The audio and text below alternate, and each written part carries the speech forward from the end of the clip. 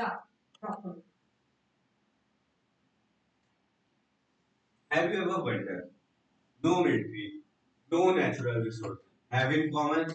This was Singapore in 1965. So, good morning, everyone. My name is Divyan, and today I am going to tell you that three success lessons we should learn from a country. Not a country. Singapore. I have given a headline for Singapore. It is a small country, but I will say island. Small island, big lesson. It is just a big lesson, but it is a small island. So let us start. A nation built from almost nothing. I can give you an example. In 1965, per person GDP is around $500, but you can't imagine the development rate is that much high that it is around $90,000 per person. They lead with long-term vision. So, if I compare with India, what we can see when election came, government just do development and take the votes. But in Singapore, they, they have done they taken a long-term vision. They did not do for short-term development. They have taken a long-term vision. They have a plan far beyond next election cycle. They favor competence over popularity. They compete with other countries for more development, not popularity for market their small products and sell in other country. They compete with other countries for development. Build institutions bigger than anyone leader. They have built institutions that much bigger than any other countries or leaders. Strong civil service system. They have a very strong civil service system. Invest relentlessly in people.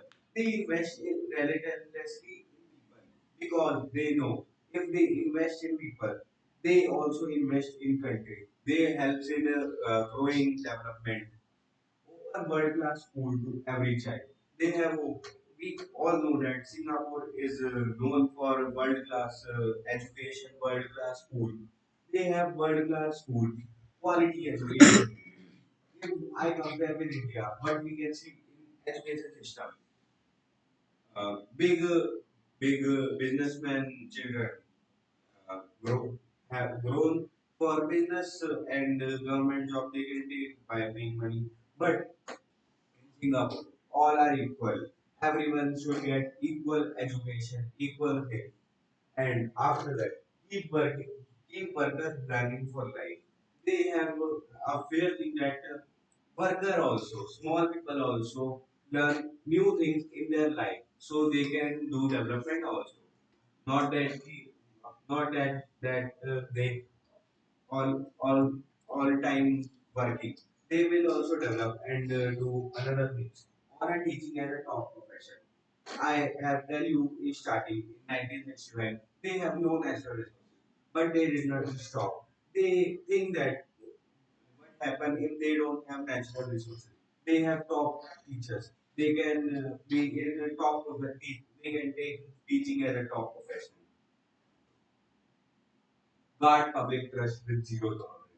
They made public trust. That's why Singapore is that much developed. A power and independent force. They they uh, they see corruption, investigate corruption in every level of government.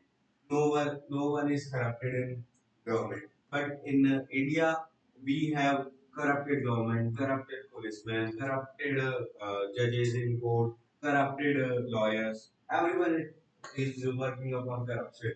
If I can give, if we can take an example in driving license, if police stop us and we don't have driving license, nothing will happen. We can just give a 500 and no one will say pay public servant fairly. They pay public servant fairly. how much they will work in a month, how much they will get money. Equal salary. Equal. Apply one rule to everyone. All are equal before the law. India have this law. All are equal before the law. But Singapore apply. All are equal before the law. Success is a choice, not an accident. We can learn from Singapore. They have made 3 points for that they will get development that much. First, vision. They first of all they think they made their mindset what they will do in another coming years, and after that they invest in people. They invest in education.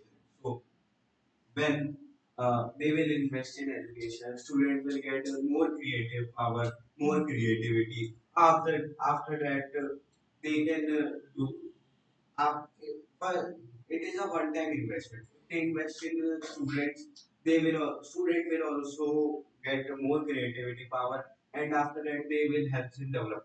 It is kind of a resource to them, national resource, and after that they will trust for people. Everyone is honest in Singapore. Transparent standards. Everyone is transparent. No corruption. Nothing is there. This is Singapore, and we should learn these three things. If we want to develop, we can also use these 3 points. First vision, then people, and then trust. This is success in Singapore. So thank you everyone. If you want to ask any questions to me for Singapore, you can feel free to ask. Otherwise, thank you.